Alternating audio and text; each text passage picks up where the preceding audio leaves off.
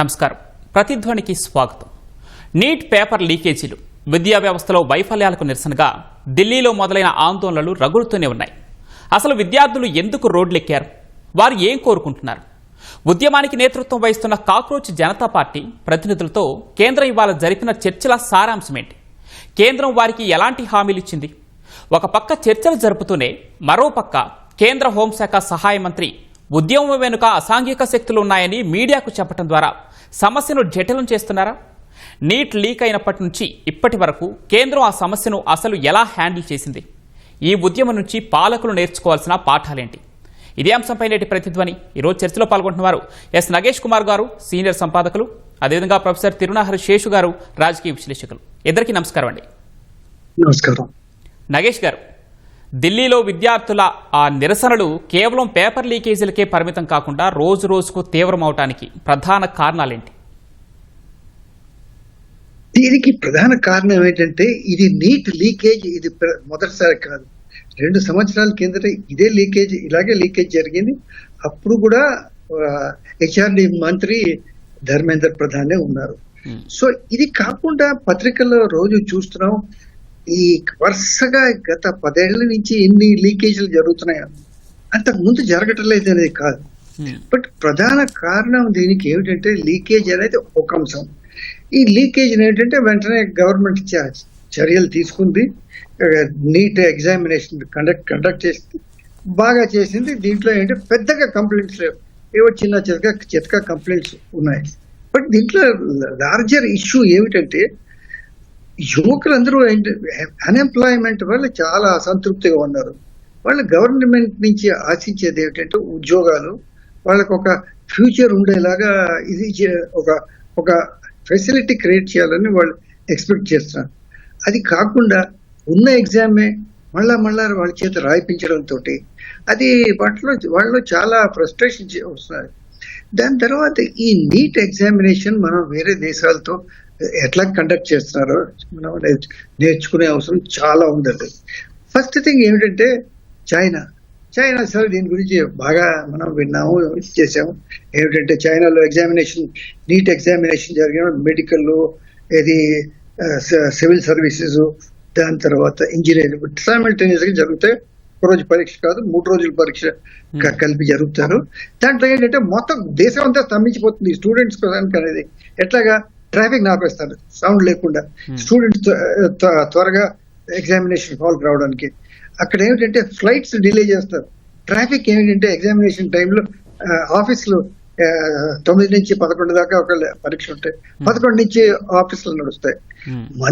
మన దగ్గర అసలు దీనికి అసలు ఇంపార్టెన్స్ ఇవ్వరు. మన దగ్గర అంటే ఒక పక్క నుంచి పరీక్ష జరుగుతుంది, పక్కన ఇది పెళ్లిళ్ళ హాల్స్ లోని బ్యాండ్ మేళం ఇచ్చేస్తుంది. అసలు ఏమి దాని తర్వాత స్టూడెంట్స్ ఎవరైతే చేరుకోలేరో హాల్స్ కి వాళ్ళు ఏడుస్తూ ఉండిపోతారు. ఎందుకంటే చాలా స్ట్రిక్ట్ గా వాళ్ళని రానివ్వకుండా చేస్తారు. వాళ్ళు చైనాలో ఏం చేస్తారు, వాళ్ళని పోలీస్ వాళ్ళే తీసుకొచ్చి హాల్లో కూర్చోబెడతారు. ఇది కాకుండా సౌత్ కొరియాలో కూడా ఇలాంటి సిస్టమే ఉందండి. దాని తర్వాత లీకేజ్ ప్రివెంట్ కాకుండా చేయడానికి ఏం చేస్తారు, 1 మంత్ ఒక వీళ్ళందరినీ ఎవరైతే పేపర్ సెట్టర్స్ ఉంటారో 1 మంత్ వాళ్ళ దగ్గర ఫోన్, ఇంటర్నెట్ ఏమీ లేకుండా వాళ్ళు చేస్తారు. పరీక్ష అవుతున్నప్పుడు ఏమిటంటే ఆర్టిఫిషియల్ ఇంటెలిజెన్స్, దాని తర్వాత మిగతా సౌకర్యాలు ఏమున్నాయో అవన్నీ ఏమిటంటే క్లోజ్ చేసేస్తారు. సో ఎగ్జామినేషన్ చాలా ట్రాన్స్పరెంట్ గా లేటెస్ట్ టెక్నాలజీ వాడుతూ వీళ్ళు కండక్ట్ చేస్తారు. మన దగ్గర అసలు ఇవన్నీ చేయకుండా ఎగ్జామినేషన్ రిఫార్మ్స్, ఎడ్యుకేషన్ రిఫార్మ్స్ ఎప్పుడు జరిగాయంటే పివి నరసింహారావు గారు హెచ్ఆర్డి మినిస్టర్ గా ఉన్నప్పుడు అప్పుడు ఎడ్యుకేషన్ రిఫార్మ్స్ జరిగాయి. దాని తర్వాత ఏది అందరూ అయితే సార్ ఇక్కడ ఇప్పుడు ప్రస్తుతం ఉన్న సమస్య ప్రకారం చూస్తే పబ్లిక్ ఎగ్జామినేషన్ చట్టంలో మార్పులు చేస్తామని ప్రభుత్వం చాలా ఫాస్ట్ గా రియాక్ట్ అయింది, దానికి తగ్గట్టే వేగంగా ప్రకటించేసింది కూడా. అయితే విద్యార్థులు ఆ నమ్మకం ఎందుకు కలగటం లేదు? అంటే ఫాస్ట్ గా చేసిందంటే ఇవాళకి 48 రోజులు అయిందండి పేపర్ లీక్ అయ్యి. ఇప్పుడు రియాక్ట్ అవుతున్నది. ఇప్పుడేమంటున్నారు, ఫాస్ట్ ట్రాక్స్ కోర్టులు పెడుతున్నాం అనేది. ఈ ఆలోచనలు ఒక 4 రోజుల కిందట వచ్చుంటే ఇంత తీవ్రంగా ఉండేవి కాదు ఉద్యమం. ప్రతి చోట ఇవాళ చూస్తే జోధ్పూర్ లో, కల్కటాలో, హైదరాబాద్ లో, బాంబేలో, ఢిల్లీలో అన్ని చోట్ల ఉద్యమం జరుగుతున్నది. అయితే దీనికి ఏంటంటే టైమ్లీ రెస్పాన్స్ లేదు. టైమ్లీ రెస్పాన్స్ ఎక్కడి నుంచి కావాలి? ప్రధానమంత్రి దగ్గర నుంచి కావాలి. ప్రధానమంత్రి గారి దగ్గర మరి ఆయనకి ప్రయారిటీస్ ఏమిటో మనకి తెలియదు, కానీ ఆయన గత నెల రోజులు అంతాను ఆయన న్యూజిలాండ్, ఆస్ట్రేలియా, ఇండోనేషియా, మాల్దీవ్స్, యుఐ ఇవన్నీ తిరుగుతున్నారు. దీనికి ప్రాధాన్యత ఇచ్చుంటే ప్రస్తుతం ఈ సమస్య ఇంత తీవ్రంగా అయ్యేది కాదేమో అనుకుంటున్నారు. Right sir, right. Seshu sir, చట్టాలు కావాలంటే చాలా ఉన్నాయి ఇప్పటి వరకు. అయితే లక్షల మంది విద్యార్థుల భవిష్యత్తుతో ముడిపడి ఉన్న మరి పరీక్షల నిర్వహణలో ఈ స్థాయి వైఫల్యాలకు బాధ్యులు ఎవరు? గారు, భారతదేశంలో medical entrance test neat, engineering entrance test JW, లక్షలాది మంది విద్యార్థులు రాసేటటువంటి ఒక మ్యాసివ్ ఎగ్జామినేషన్స్ ఇవి. ముఖ్యంగా చిన్నపిల్లలు, వీళ్ళు విద్యార్థులందరూ కూడా ఇంటర్మీడియట్ అయిపోయి +2 అయిపోయినటువంటి విద్యార్థులు. ఇట్లాంటి మ్యాసివ్ ఎగ్జామ్స్ నిర్వహించేటప్పుడు టెస్టింగ్ ఏజెన్సీలు కానీ ప్రభుత్వం కానీ చాలా జాగ్రత్తలు, కఠినమైనటువంటి నిబంధనలు తీసుకొని పరీక్షలు నిర్వహించాల్సినటువంటి అవసరం ఉంది. అయితే 22 లక్షల మంది నీట్ ఎగ్జామ్ కి రాసినటువంటి పిల్లలకు సంబంధించినటువంటి ఎగ్జామ్ పేపర్ లీకేజ్ అయింది అని టెస్టింగ్ ఏజెన్సీ ప్రకటించేసింది. అయితే ఇది మొదటిసారి కాదు, గతంలో కూడా ఇదే రకమైనటువంటి లీకేజెస్ అయినాయి, మాల్ ప్రాక్టీస్ ఆరోపణలు వచ్చాయి. ముఖ్యంగా 2024లో నీట్ ప్రశ్నాపత్రం బీహార్ లో లీక్ అయిందనేటటువంటి ఆరోపణలు వచ్చాయి. తర్వాత మాల్ ప్రాక్టీసెస్ జరిగాయనేటటువంటి ఆరోపణలు కూడా వచ్చాయి. ఒకే సెంటర్ లో ఒకే రూమ్ లో ఉన్నటువంటి 6 విద్యార్థులకు టాప్ మార్క్స్ 720కి 720 మార్కులు వచ్చాయి.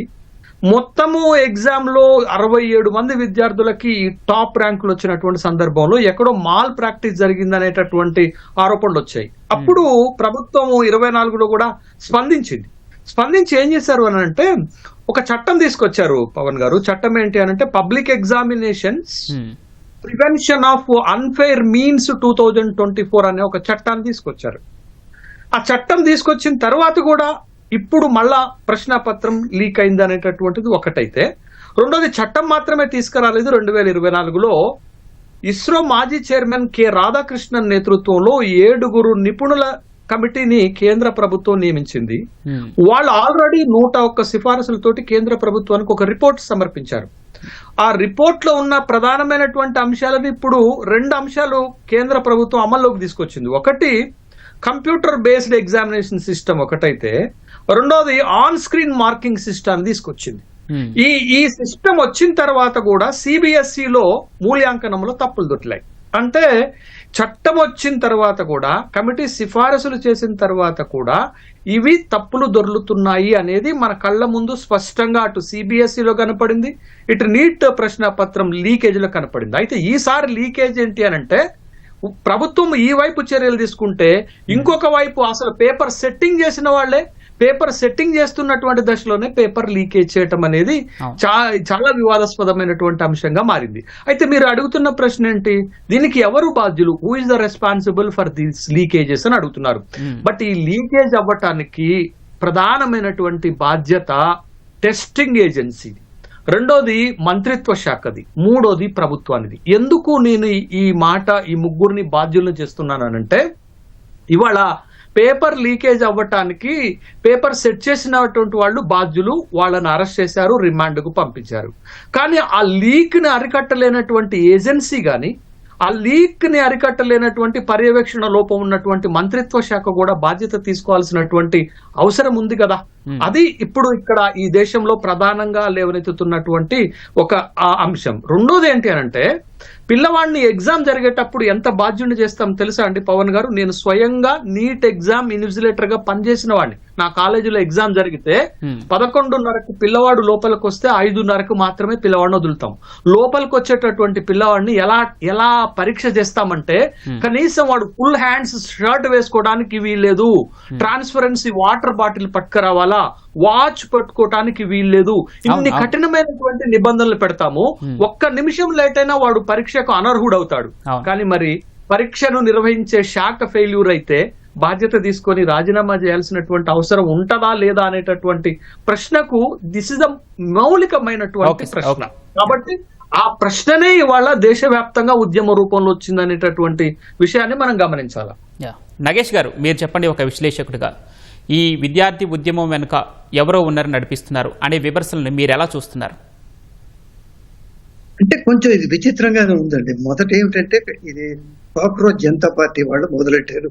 మొట్టమొదటి రోజు ఏమిటంటే కొన్ని వందల మంది లేకపోతే ఒక 1000 మంది వచ్చారు. తర్వాత ఇది ఊపు అందుకుంది. దీంట్లో ఎప్పుడైతే సోనం వాంగ్చుక్ లదాఖ్ నుంచి ఏదైతే యాక్టివిస్ట్ ఉన్నారో ఆయన చేరుకున్న తర్వాత ఆయన నిరాహార దీక్ష చేయడంతో చాలా మంది చేరుకున్నారు. అయితే దీంట్లో ఏంటంటే Congress party was totally missing. ఎక్కడ జంతర్ మంతర్లు ఎక్కడైతే ఆయన సోనం వాంగ్చుక్ మిగతా వాళ్ళు ఆంక్షలు చేశారు, వీళ్ళు మిస్సింగ్ ఇన్ యాక్షన్ అన్నమాట వీళ్ళు. దాని తర్వాత రాహుల్ గాంధీ ఇన్ని రోజులు ఆయన ఒక సెలవులో ఉన్నాడు. ఆయన ఎక్కడో ఫారిన్ కంట్రీ వెళ్ళాడు. సో ఆయన రాగానే పార్లమెంట్ సెషన్ బిగిన్ అవ్వడానికి ఒక రోజు ముందు 2 రోజుల ముందు ఆయన వచ్చాడు. దాంతో దీంతో ఊపు అందుకుంది. ఇప్పుడు దీంట్లో ఏంటంటే మీరు బ్యానర్స్ మీరు గమనించి ఉంటే దీంట్లో లెఫ్ట్ పార్టీ చాలా యాక్టివ్ గా పార్టిసిపేట్ చేసి కాంగ్రెస్ క్యాడర్స్ వేరియస్ రాష్ట్రాల నుంచి వచ్చిన వాళ్ళు పార్టిసిపేట్ చేశారు. సో ఏమిటంటే దీంట్లో ఒక పర్టికులర్ పార్టీ కాదు, ఒక మోట్లీ క్రౌడ్ ఎక్కడెక్కడి నుంచో వచ్చిన వాళ్ళు అందరూ పార్టిసిపేట్ చేశారు. అయితే వీళ్ళందరికీ ఏంటంటే కామన్ ఎజెండా ఏంటంటే ఎడ్యుకేషన్ సిస్టమ్ ని బాగు చేయాలని, సో బాగుపడాలనేది. ఇప్పుడు ఏంటంటే దీనికి అన్నా హజారే, అరవింద్ కేజ్రీవాల్ యాజిటేషన్ కి చాలా పోలికలు తీసుకొస్తారు. అక్కడ ఏమిటంటే ఇండియా అగేన్స్ట్ కరప్షన్ అన్నారు, అవినీతిని అడ్డుకొట్టాలి అని అన్నారు. అయితే అక్కడ ఏం జరిగింది, అప్పుడు బీజేపీ సపోర్ట్ చేసింది. దీంట్లో బీజేపీ వాళ్ళు ఇప్పుడేమో మేమేం సపోర్ట్ చేయలేదు అనేది వాళ్ళ చేతులు వచ్చేస్తారు. ఇప్పుడు ఏంటంటే బీజేపీ దీనికి టోటల్లీ వ్యతిరేకంగా ఉంది. అయితే దీంట్లో ఇప్పుడు వీళ్ళకి డిఫరెన్సెస్ ఉన్నాయి. ఇప్పుడు ఉన్న ఉద్యమంలో ఉన్నవాళ్ళు ఈమె సోనం వాంగ్చుక్ మిసెస్ వీళ్ళు హైజాక్ చేయడానికి ప్రయత్నం చేస్తున్నారు. ఇన్ని రోజులు జంతర్ మంతర్ లో మేము చేసినప్పుడు వీళ్ళు ఎక్కడా కనబడలేదు. ఇప్పుడు ఏంటంటే ప్రైమ్ మినిస్టర్ ఇంటి దగ్గర వాళ్ళు ధర్నా చేశారని. అరవింద్ కేజ్రీవాల్ పార్టీ ఏమిటంటే వాళ్ళు అసలు పార్టిసిపేట్ చేయట్లేదు, వాళ్ళు జంతర్ మంతర్ లోనే ఇంకా ఉన్నారు. సో దీంట్లో ఏంటంటే వేరియస్ ఎలిమెంట్స్ ఉన్నాయి. శేషు సార్, కేంద్ర ప్రభుత్వానికి విద్యార్థులకు మధ్య చర్చల్లో ఈ ప్రతిష్టంభన ఏర్పడడానికి అసలు కారణాలేంటి? పవన్ గారు, జూలై 20వ తారీఖు నాడు సంసది ముట్టడి కార్యక్రమం జరిగింది. తదనంతరం జరిగినటువంటి పరిణామాలు మనం చూస్తూనే ఉన్నాం గత 4 రోజులుగా. అయితే ఈ పరిణామాల నేపథ్యంలో కేంద్ర ప్రభుత్వము కొంత దిద్దుబాటు చర్యలు మొదలుపెట్టినట్లుగా మనకి కనపడుతుంది. దాంట్లో ప్రధానంగా ఏంటి అంటే, మొట్టమొదటిసారి ఈ అంశం పైన పబ్లిక్ గా, రెండోది ఇప్పుడు పార్లమెంట్ మాన్సూన్ సెషన్స్ జరుగుతున్నాయి, దాంట్లో చర్చించడానికి ప్రభుత్వం సిద్ధపడింది. ఇంకా మూడో అంశం ఏంటంటే, ఉద్యమిస్తున్నటువంటి విద్యార్థి నాయకులతోటి ప్రభుత్వము జేపీ నడ్డా ఆధ్వర్యంలో చర్చలు జరిపారు. ఆ చర్చల్లో ప్రధానంగా సిజేపీకి సంబంధించినటువంటి వాళ్ళు పెట్టినటువంటి 3 ప్రధానమైనటువంటి డిమాండ్లు. ఒకటి, విద్యాశాఖ మంత్రి ధర్మేంద్ర ప్రధాన్ రాజీనామా చేయాలని. రెండోది, సంసద్ ముట్టడి సందర్భంగా విద్యార్థి నాయకులపైన నమోదు చేసినటువంటి ఎఫ్ఐఆర్లను తొలగించాలని. మూడోది, ప్రశ్నాపత్రం లీక్ అయిన తర్వాత మరణించినటువంటి విద్యార్థుల కుటుంబాలకు ఎక్స్ గ్రేషియా చెల్లించాలనేటిది. అయితే 2 డిమాండ్స్ పైన ప్రభుత్వం సానుకూలంగా స్పందించినట్లుగా తెలుస్తుంది. బట్ ఒక్క డిమాండ్ చాలా కీలకంగా మారింది. ధర్మేంద్ర ప్రధాన్ రాజీనామా చేయాలి అనేటటువంటి డిమాండ్ కి అటు ప్రతిపక్షాలు ఇటు సిజేపీ ప్రతినిధులు పట్టుబడుతున్నటువంటి నేపథ్యంలో చర్చల్లో ప్రతిష్టంభన ఏర్పడటానికి ఇదే ప్రధానమైనటువంటి కారణంగా ఉంది. ఈ ఉద్యమం ప్రారంభమైన దగ్గర నుంచి కూడా ధర్మేంద్ర ప్రధాన్ రాజీనామా చేయాలనేటటువంటి అంశమే చాలా కీలకమైనటువంటి అంశంగా తెరపైకి వచ్చింది. ఇప్పుడు జరుగుతున్నటువంటి చర్చల్లో ప్రతిష్టంభన ఏర్పడటానికి కూడా ఇదే ప్రధానమైనటువంటి కారణంగా ఉంది. మిగతా 2 డిమాండ్స్ పైన సానుకూలంగా స్పందించినటువంటి ప్రభుత్వము మూడో డిమాండ్ పైన కొంత సమయం అడిగినట్లుగా తెలుస్తుంది. 1-2 రోజుల్లో ఈ అంశానికి కూడా ఈ అంశం పైన కూడా ప్రభుత్వం స్పందించే అవకాశం ఉంది. ఇప్పటికే ప్రభుత్వము చర్యలు చేపట్టేటటువంటి భాగంలో వినీత్ జోషిని ఆ శాఖ కార్యదర్శి పదవి నుంచి తప్పించి ట్రాన్స్ఫర్ చేసినటువంటి సందర్భాన్ని కూడా మనం చూసాం. కాబట్టి ప్రతిష్టంభనకు ప్రధాన కారణం ధర్మేంద్ర ప్రధాన్ రాజీనామా అనేటటువంటి అంశాన్ని మనం చూడాలి. అయితే శేషు సార్, ఇక్కడ ఇప్పుడు ప్రతిపాదిస్తున్న చట్టం ఏదైతే ఉందో దీన్ని ముందుగానే ప్రతిపాదించవచ్చు కదా, ఎందుకు చేతులు కాలేక ఆకులు పట్టుకున్నట్లుగా అనిపించట్లేదా ఇది?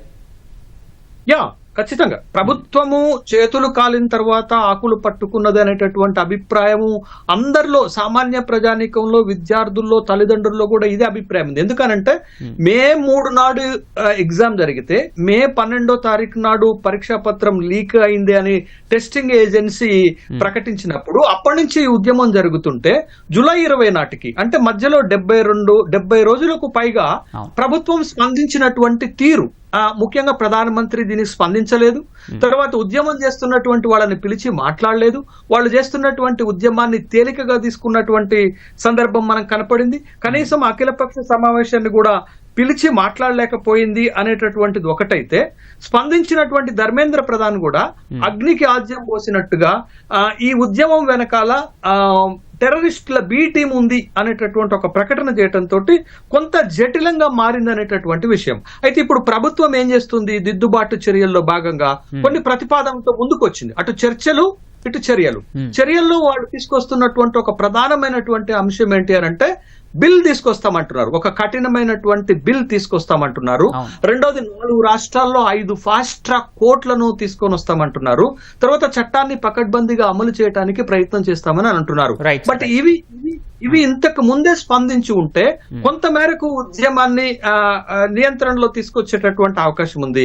కానీ చాలా ఆలస్యంగా ప్రభుత్వం స్పందించినటువంటి నేపథ్యంలో ఇది ఒక జటిలమైనటువంటి సమస్యగా మారింది. కాబట్టి భవిష్యత్తులో ఇలాంటి సంఘటనలు జరగకుండా, మళ్ళా ఇలాంటివి పునరావృతం కాకుండా ప్రభుత్వం ఒక నిర్దిష్టమైనటువంటి ప్రతిపాదనతో రావాల్సినటువంటి అవసరం ఉంది. పరీక్షల విధానంలో మామూలు మార్పులు కాదండి, ఒక వ్యవస్థాపూర్వకమైనటువంటి మార్పులు, ఒక structural changes, UPSC model of system ని గనక తీసుకురాగలిగితే, కఠినమైన చట్టాలు తీసుకురాగలిగితే, తర్వాత బాధ్యత ట్రాన్స్పరెన్సీకి పెద్దపీట వేస్తే కొంత మేరకైనా మనం అనుకునేటటువంటి లక్ష్యాలు ఈ పరీక్షా విధానంలో తీసుకొచ్చే అవకాశాలు ఉంటాయి.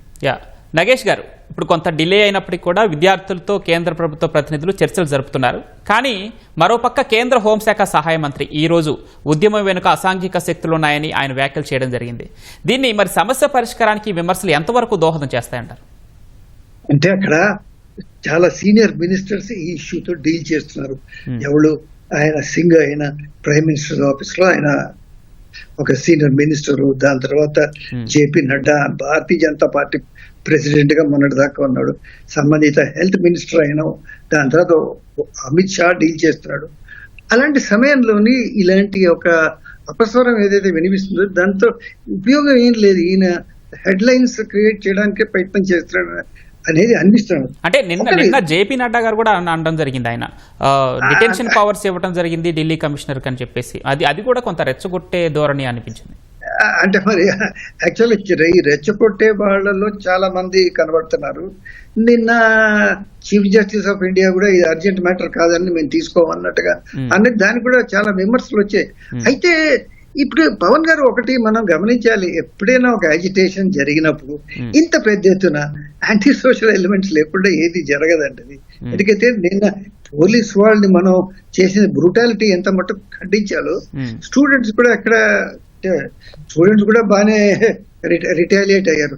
దాని తర్వాత నేను మీకు ఒక సంగతి మనం చెప్పాలి, సంగతి చెప్పక తప్పదు.